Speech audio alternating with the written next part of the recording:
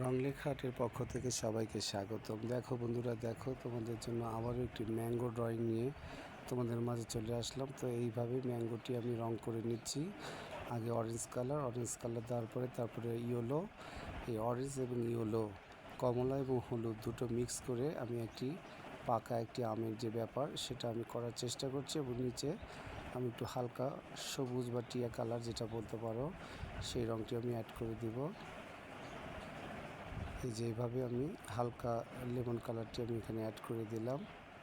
তারপরে উপরে বোটাতে দিয়ে দিলাম খয়েরি রং, নিচে একটু অ্যাশ কালার দিয়ে দিলাম এবং অ্যাশের পাশাপাশি একটু কালো রং দিয়ে বা খয়েরি, একটু হালকা খয়েরি দিয়ে এখানে আমি একটু শেডটা একটু সুন্দর করার চেষ্টা করব। এই যে খয়েরি দিয়ে আমি একটু শেডটা আর একটু ভালো করার চেষ্টা করলাম। তারপরে এইবার বোটা দিয়ে বর্ডার পেন্সিল দিয়ে এইভাবে টানছি। তো বন্ধুরা, ড্রয়িংটি কেমন হলো অবশ্যই কমেন্টে জানাবে।